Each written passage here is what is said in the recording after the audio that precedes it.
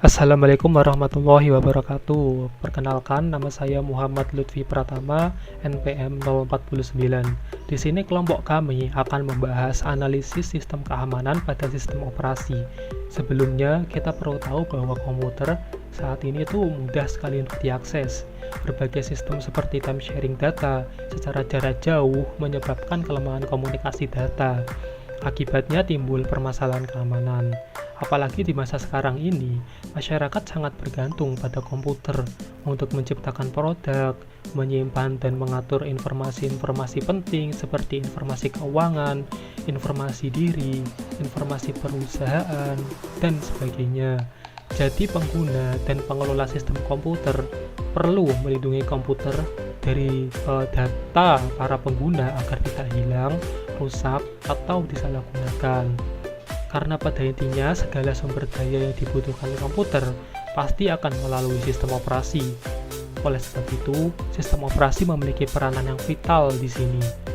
Nah, presentasi ini kelompok kita akan membahas analisis sistem keamanan pada sistem operasi seperti sistem operasi Windows, Linux, dan macOS. Sebelum membahas tujuan dasar dari sistem operasi, kita perlu tahu dulu apa itu sistem operasi. Jadi sistem operasi adalah sistem yang mengelola sumber daya pada sistem komputer sehingga dapat menyediakan layanan demi kenyamanan pengguna komputer. Nah, tujuan dasar sistem operasi itu pertama, ada efisiensi. Sistem operasi memungkinkan sumber daya sistem komputer digunakan dengan cara efisien. Yang kedua, ada kemudahan. Jadi sistem operasi itu membuat komputer itu lebih mudah untuk dipakai. Ketiga, ada kemampuan berevolusi. Sistem operasi harus disusun sedemikian rupa sehingga memungkinkan pengembangan yang efektif, pengujian, dan penerapan fungsi-fungsi sistem yang baru tanpa mengganggu layanan yang telah ada. Di samping itu, ada beberapa fungsi dari sistem operasi. Di antaranya, pertama, menjembatani hubungan antara perangkat keras dan program aplikasi yang dijalankan oleh pengguna. Kedua, mengatur dan mengawasi penggunaan perangkat keras oleh pengguna dengan berbagai program aplikasi. Ketiga, menghindarkan kekeliruan atau error dan penggunaan komputer yang tidak perlu sebagai proteksi dari berbagai kemungkinan kerusakan. Keempat, manajer sumber daya hardware seperti mengatur memori, printer, CD-ROM, dan lain-lain. Pada komputer, banyak terjadi pertukaran informasi setiap detik melalui internet, sehingga banyak juga terjadi pencurian informasi oleh pihak-pihak yang tidak bertanggung jawab. Berbagai ancaman keamanan informasi meliputi interruption, yaitu ancaman terhadap availabilitas informasi data yang ada dalam sistem komputer itu dirusak, dihapus, sehingga informasi yang dibutuhkan itu tidak ada lagi. Ada interception, itu ancaman terhadap kerahasiaan, secrecy, informasi yang ada disadap atau orang yang tidak berhak mendapatkan akses ke komputer tempat informasi tersebut disimpan. Ada modifikasi, ancaman terhadap integritas, orang yang tidak berhak berhasil menyadap lalu lintas informasi yang sedang dikirim dan diubah sesuai dengan keinginan orang tersebut. Lalu yang terakhir ada fabrication, ancaman terhadap integritas, orang yang tidak berhak berhasil meniru atau memalsukan suatu informasi. Perkenalkan, namaku Christian W. Sutianto, NPM 19081010032. Di sini saya akan menjelaskan tujuan dari keamanan sistem. Lalu nanti saya akan menjelaskan juga keamanan pada komputer dan keamanan pada sistem operasi. Kita mulai dari tujuan dari keamanan sistem. Di sini keamanan tujuannya ada 3. Yang pertama ada integritas data, seperti misalnya pengguna yang tidak memiliki wewenang atau autorisasi untuk mengakses data, maka tidak mungkin bisa dapat mengubah atau memodifikasi data yang sudah ada atau data yang sudah dibuat. Kerahasiaan data, sistem dapat menjamin bahwa data yang telah ditentukan atau yang telah tersimpan untuk tidak dapat dibaca oleh pengguna lain pada sistem. Data tersebut benar-benar aman dan rahasia dan terjaga dari pengguna yang tidak diizinkan untuk mengakses data tersebut. Lalu ketiga, ada ketersediaan akses ke sistem. Tidak seorang pun sekalipun dengan akses ke sistem dapat menyebabkan sistem menjadi tidak dapat digunakan. Sebagai contoh dengan serangan denial of service melalui internet. Lalu keamanan pada komputer itu apa aja? Di sini kami telah merangkumnya, ada 6 keamanan pada komputer.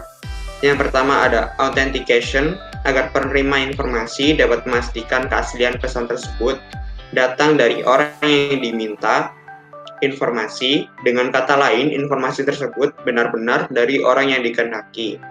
Kedua ada integrity atau keaslian. Keaslian pesan yang dikirim melalui sebuah jaringan dan dapat dipastikan bahwa dalam perjalanan informasi yang dikirim tidak dapat dimodifikasi oleh orang yang tidak berhak. Sehingga itu benar-benar pesan yang murni dari pengirim. Ketiga ada non-repudiation, merupakan hal yang bersangkutan dengan si pengirim. Si pengirim tidak dapat mengelak bahwa dialah yang mengirim informasi tersebut. Jadi benar-benar asli pesan itu dari pengirim itu. Yang keempat ada authority, informasi yang berada pada sistem jaringan tidak dapat dimodifikasi oleh pihak yang tidak berhak atas akses tersebut. Yang kelima ada privacy, lebih kepada data-data yang sifatnya pribadi seperti data anggota keluarga ataupun biodata si pembuat. Yang keenam ada availability, berhubungan dengan ketersediaan informasi ketika dibutuhkan. Sistem informasi yang diserang atau dijebol dapat menghambat atau meniadakan akses ke informasi tersebut. Selanjutnya ada keamanan pada sistem operasi. Di sini kami juga sudah merangkum dan menyimpulkan ada 3 keamanan pada sistem operasi. Yang pertama ada keamanan eksternal, berkaitan dengan pemakaian fasilitas komputer dari penyusup seperti hacker dan bencana seperti kebakaran dan kebanjiran. Yang kedua ada keamanan interface pemakai, berkaitan dengan identifikasi pemakai sebelum pemakai diizinkan mengakses program dan data yang disimpan. Seperti yang kalau kita tahu itu seperti ada pertanyaan seperti saya bukan robot, itu salah satunya keamanan dari interface pemakai. Yang ketiga ada keamanan eksternal, berkaitan dengan pengamanan beragam kendali yang dibangun pada perangkat keras dan sistem operasi yang menjamin operasi yang handal dan tidak terkorupsi untuk menjaga integritas program dan data. Istilah keamanan security dan protection sering digunakan secara bergantian. Istilah keamanan mengacu ke seluruh masalah keamanan dan istilah mekanisme proteksi mengacu ke mekanisme sistem yang digunakan untuk melindungi informasi pada sistem komputer. Sekian pemaparan dari saya. Selanjutnya akan dibahas oleh teman saya. Assalamualaikum warahmatullahi wabarakatuh. Perkenalkan, nama saya Lesmana Wahyu, NPM 051. Ini saya akan melanjutkan penjelasan tentang fitur dari sistem keamanan di Windows. Ya, yang pertama ada BitLocker Driver Encryption. BitLocker Drive Encryption adalah sebuah fitur enkripsi yang terdapat di dalam sistem operasi Windows yang didesain untuk melindungi data dengan melakukan enkripsi terhadap keseluruhan partisi. BitLocker tidak mengenkripsi seluruh sektor pada driver disk, melainkan menyisakan sedikit bagian dari drive tersebut. Segmen tersebut adalah yang menyimpan segala informasi untuk melakukan booting ke sistem yang terinstall pada komputer. Segmen tersebut biasa disebut dengan boot manager. BitLocker Driver Encryption ini memiliki kelebihan. Yang pertama yaitu semua jenis partisi dari volume hard disk dapat dienkripsi secara menyeluruh kecuali boot manager. Yang kedua, BitLocker Drive Encryption menawarkan metode-metode autentikasi yang berbeda bagi pengguna untuk dapat kembali mengakses drive-drive yang transkripsi. Jadi aman banget gitu. Yang ketiga, ada tingkat keamanan yang sangat tinggi. Yang kedua, yaitu Windows Firewall. Windows Firewall merupakan salah satu elemen terpenting dalam sistem operasi Windows. Fitur Windows Firewall terus ditingkatkan seperti mengontrol koneksi keluar dari suatu aplikasi, serta user juga mampu mengatur Windows Firewall dengan cukup mudah. Windows Firewall memiliki standar seperangkat peraturan yang diterapkan segera setelah diaktifkan. Jika suatu komponen Windows didesain untuk mengirim data via port X, tiba-tiba komponen tersebut mempunyai perilaku menyimpang dengan mengirimkan data via port Z, maka tindakannya akan dicekal oleh Windows Firewall. Selanjutnya ada Windows Defender. Windows Defender adalah perangkat lunak anti-spyware yang disertakan dengan paket Windows dan berjalan secara otomatis saat komputer dihidupkan. Fitur ini dapat melindungi komputer terhadap spyware dan perangkat lunak lain yang mungkin tidak diinginkan. Windows Defender dapat melindungi sistem komputer dengan secara berkala, melakukan proses scanning disk untuk mencari malware. Jika ternyata ditemukan program malware, akan segera dikarantina atau dihapus. Windows Defender menawarkan dua cara untuk membantu spyware tidak menginfeksi komputer. Yang pertama yaitu real-time protection, yang kedua ada scanning option. Selanjutnya ada Windows Update. Windows Update memeriksa update yang diberikan oleh Microsoft untuk memberi patch atau menambal celah pada sistem operasi Windows pada update sebelumnya. Selain pengguna Microsoft Windows di seluruh dunia sangat luas, juga intensitas pengguna internet yang meningkat sehingga memungkinkan terjadinya pemanfaatan bug dari pihak yang tidak bertanggung jawab untuk merusak sistem. Maka dari itu, Windows Update sering diperlukan. Yang terakhir ada User Account Control atau biasa disingkat dengan UAC.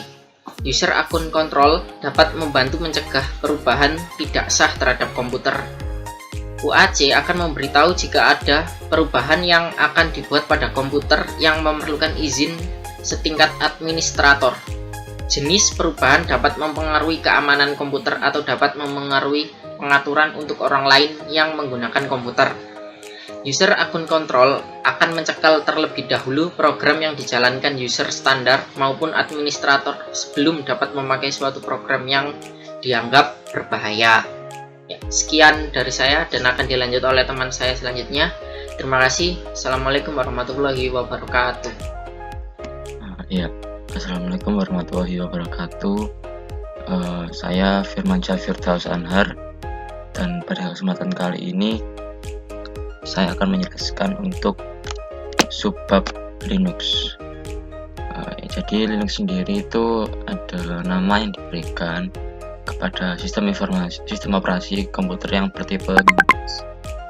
Jadi Linux itu merupakan salah satu contoh hasil pengembangan perangkat lunak open source seperti pada sistem operasi pada umumnya. Linux juga memiliki fitur keamanan sendiri yang diantaranya sebagai berikut. Yang pertama yaitu Secure Shell atau biasa disingkat SSH. Jadi SSH itu menggunakan kriptografi kunci publik untuk mengenkripsi komunikasi antara dua host, untuk mengautentikasi komputer remote, dan untuk mengautentikasi pengguna. SSH itu biasanya digunakan untuk login ke mesin remote dan mengeksekusi berbagai perintah. Tetapi juga mendukung tunneling, forwarding TCP port, dan X-Blast connections. Itu dapat mentransfer file menggunakan terkait SFTP atau SCP protocols. SSH itu menggunakan client server model yang standar TCP port 22 telah ditetapkan untuk menghubungi server SSH. Ini adalah algoritma enkripsi yang didukung oleh SSH. Sebagian aja, beberapa. Yang pertama itu ada Triple Dash, yang merupakan pengembangan dari Dash yang dibuat oleh IBM. Yang selanjutnya yaitu Bluefish yang dibuat oleh Bruce Schneier. Selanjutnya yaitu IDEA atau The International Data Encryption Algorithm, dibuat oleh mereka. Dan selanjutnya adalah RSA, itu The Reverse Samir Adleman. Nah, selanjutnya yaitu Cryptosystem Simetris. Apa itu? Jadi cryptographic system atau cryptosystem adalah suatu fasilitas untuk mengkonversikan plain text ke ciphertext dan sebaliknya. Jadi enkripsi simetris itu adalah salah satu bentuk atau model dari sistem kripto atau disebut juga cryptosystem, yang kunci pembuatan enkripsinya itu sama dengan kunci yang digunakan untuk proses deskripsinya. Nah, jadi enkripsi sendiri itu adalah suatu proses merubah plain text atau teks biasa menjadi sebuah kode teks atau ciphertext. Jadi sehingga tidak bisa terjaga kerahasiaannya. Nah, penerapan cryptosystem simetris pada SSH ini dengan kata lain, enkripsi dan deskripsi terpusat, yaitu public dan private key disimpan dalam file. Nah, isi dari file tersebut ialah hasil enkripsi dari kunci untuk membuka public key.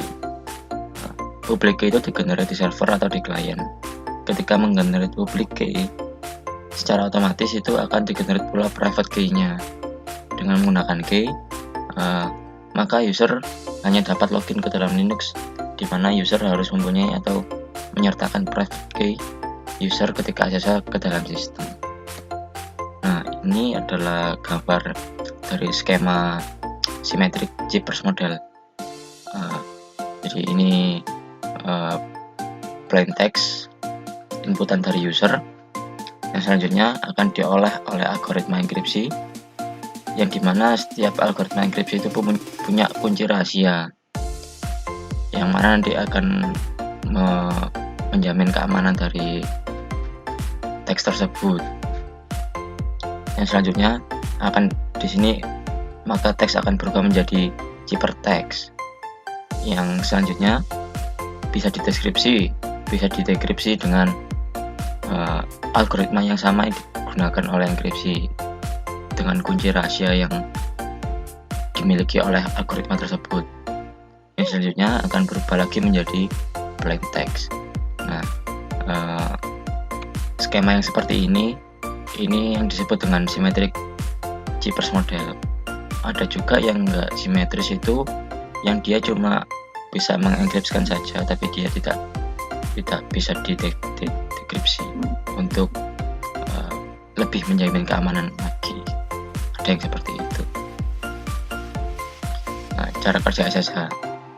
Saat suatu klien mencoba mengakses suatu Linux server melalui SSH, SSH daemon yang berjalan baik pada Linux server maupun SSH klien telah mempunyai pasangan public atau private key yang masing-masing menjadi identitas SSH bagi keduanya. Password. Nah, saat user login ke server Linux, maka sistem akan memanggil program dari direktori bin/login. Dia akan memanggil di direktori ini, dan program ini tuh akan meminta user untuk memasukkan username dan passwordnya. Kemudian memasukkan yang diketikkan user tersebut dienkripsi dengan teknik yang sama pada saat password user dibuat pertama kali. Jadi saat kita membuat user pertama kali, itu passwordnya itu dienkripsi dulu, kemudian baru disimpan di dalam filenya, sehingga nanti tidak sembarang orang bisa melihat password kita.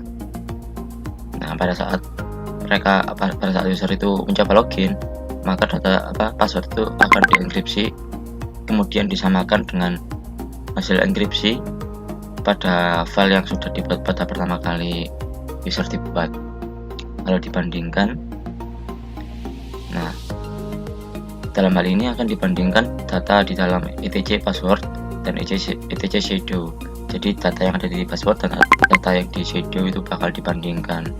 Jika cocok, maka user tersebut diperkenankan untuk masuk. Nah, ini adalah arsitektur cara kerja password pada program security Linux. Gambarnya kurang tinggi resolusinya ya, mohon maaf. Kurang lebihnya seperti ini. User login, memasukkan inputnya, kemudian ini dicek di shadow, dan ini juga dicek di password apakah benar.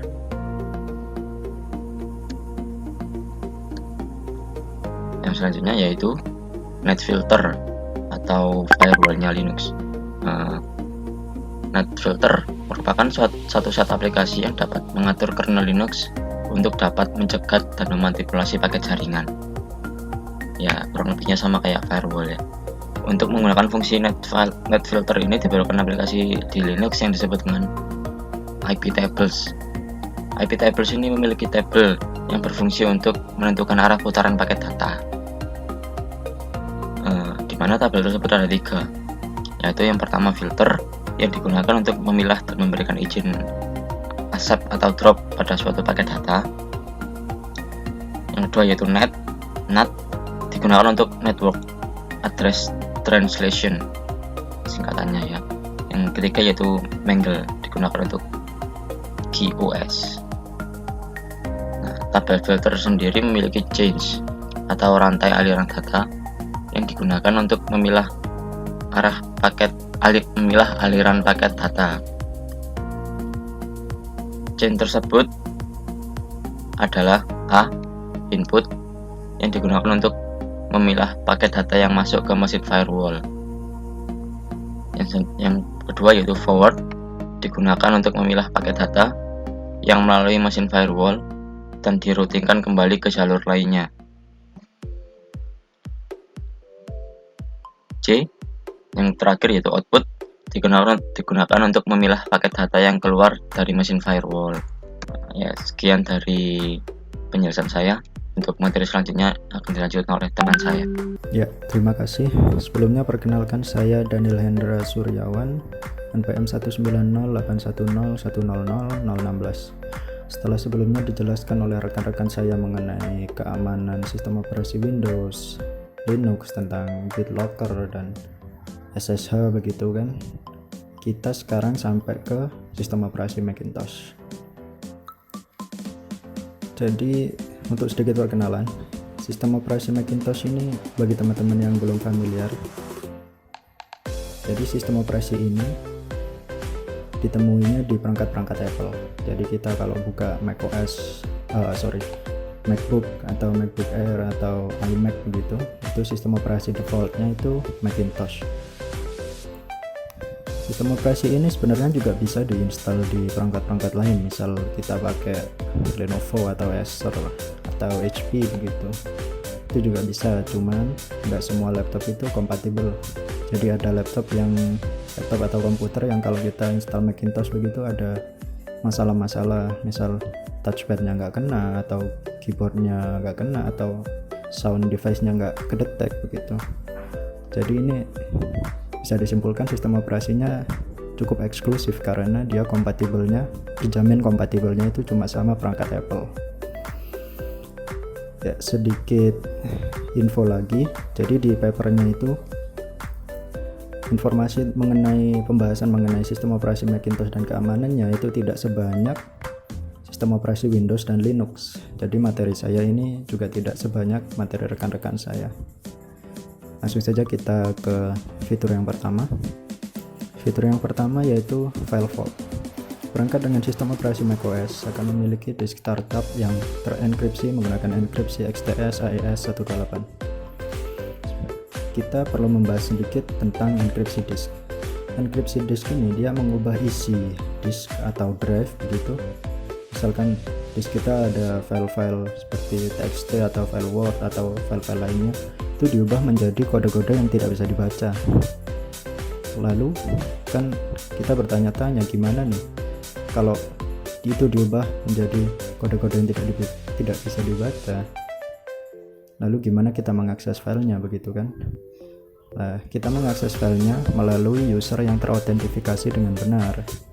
Jadi yang bisa mendekripsi atau mengubah kembali kode yang tidak bisa dibaca tadi menjadi file-file yang bisa dibaca itu cuma user yang terautentikasi dengan benar.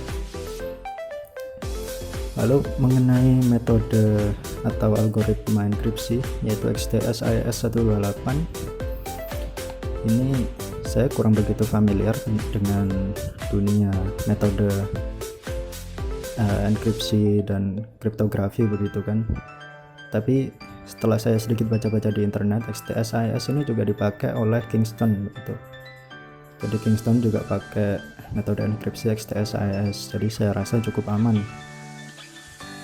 untuk metode enkripsi ini. Selanjutnya kita ke fitur yang kedua, firewall macOS. Untuk firewall, ini fitur keamanan yang umum ditemui di sistem operasi lain seperti Windows dan Linux. Karena firewall ini penting, memiliki peranan yang penting. Dia memonitor keluar masuknya data ke perangkat kita. Maksudnya data paket internet, begitu. Jadi kalau kita ingin memblokir suatu IP begitu dari mengakses satu server kita, itu kita bisa menggunakan firewall untuk melakukan itu. Atau kita ingin memblokir IP dari port tertentu, itu kita bisa pakai firewall. Jadi ini fitur yang cukup aman karena perannya itu sangat penting. Yang ketiga, firmware password. Untuk firmware password ini, informasi yang tersedia di internet cukup terbatas. Jadi saya rasa saya tidak bisa menjelaskan cukup banyak begitu, tapi ini ada satu potong informasi yang saya dapatkan dari websitenya Apple sendiri. Jadi ini terjemahannya. Firmware password digunakan untuk mencegah user yang tidak terotorisasi atau terautentikasi dari startup menggunakan internal atau external drive manapun kecuali melalui startup disk yang sudah dipilih sebelumnya. Jadi saya juga kesulitan mengetahui cara kerja firmware password ini kayak gimana sih, atau contohnya on actionnya gitu gimana, saya juga kesulitan mencari informasinya. Jadi saya tidak bisa menjelaskan banyak begitu. Jadi langsung saja ke fitur yang keempat, anti phishing. Jadi phishing ini adalah metode penipuan, begitu, penipuan online. Dia bisa pakai web atau menggunakan alamat email palsu dan grafik, begitu. Untuk website, dia alur penipuannya begini. Jadi ada sebuah website yang sangat terkenal, begitu, website A. Terus ada orang nih, dia niat jahat, dia menduplikasi website A, begitu, mirip banget, sulit dibedain, langsung dia upload di internet. Suatu ketika ada user yang masuk ke website A yang versi duplikasi tadi, karena dia nggak bisa bedain sama website A yang asli. Dia login di website A duplikasi itu, dia masukin email, password, lalu dia login. Nah, di sini orang yang niat berbuat jahat tadi, dia bisa beraksi berdasarkan email dan password yang dimasukkan oleh user. Nah kan dia tahu tuh email dan password, email dan password user ini. Aku bisa login ke website A pakai akunnya si ini, emailnya ini, passwordnya ini. Nah dari situ dia bisa berbuat jahat.